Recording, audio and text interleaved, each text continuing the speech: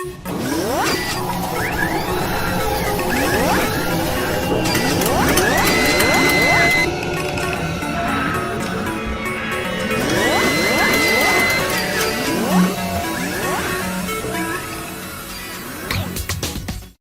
at a Nissan assembly plant in Mississippi have voted against forming a union, adding to decades of futility by United Auto Workers organizers at foreign-owned auto plants in the American South. Representatives of Nissan Motor Company and the UAW said late Friday voters at the plant cast ballots against the UAW. Nissan spokeswoman Parul Baraj said the final total was 2,244 to 1,307 against the union. They have rejected the UAW and chosen to self-represent, continuing the direct relationship they enjoy with the company. Bajaj said in a statement, "Our expectation is that the UAW will respect and abide by their decision and cease their efforts to divide our Nissan family." The UAW has never fully organized an international automaker in the traditionally anti-union South, although it did persuade some maintenance workers to join at a Volkswagen AG plant in Tennessee. The UAW's lack of influence among Southern auto workers has reduced its bargaining power when Detroit automakers lose market share and close plants. After pouring resources into the organizing drive at Nissan, this loss could leave UAW leaders with tough decisions. The result of the election was a setback for these workers, the UAW and working Americans everywhere, but in no way should it be considered a defeat, UAW President Dennis Williams said in a statement. The union filed 7 new charges with the National Labor Relations Board just before polls closed Friday, alleging that Nissan had broken federal labor laws during the campaign. If the Labor Board rules in favor of the charges, the board could order a fresh election. Among the claims, Nissan providing a faulty contact list to the union, it caused a contract worker to be fired because of his union support, and a manager told workers July 28 that they would lose benefits if they voted for a union.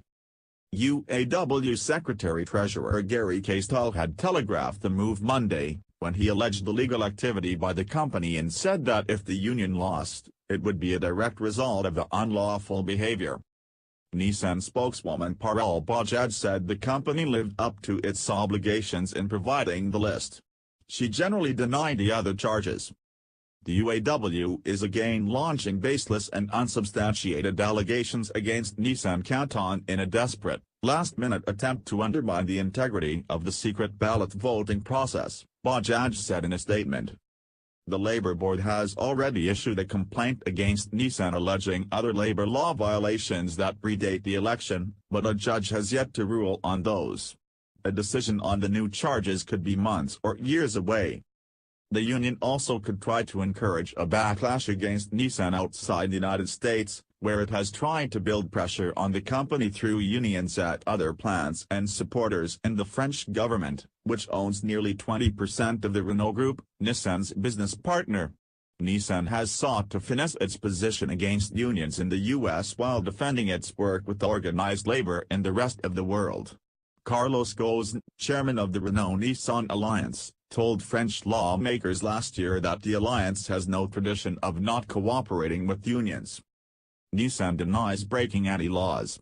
Rodney Francis, the plant's human resources director, said the company has a right to make its case to workers that unionization would hurt management flexibility and make the plant less competitive economically. Republican Governor Phil Bryant and anti-union workers blamed the UAW for layoffs and plant closings by Detroit's major automakers.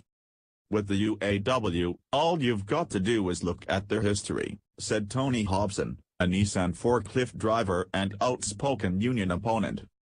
For years, union organizers reached out to the majority African-American workforce at the Canton Vehicle Assembly plant, arguing that workers' rights are civil rights. They pointed to reduced retirement and health benefits for long-time workers, and lower pay scales for 1,500 Nissan workers who began as contract laborers in recent years. The remaining contract laborers, as well as managers, engineers, clerical workers and employees of suppliers at the 6,400 worker complex, weren't eligible to vote.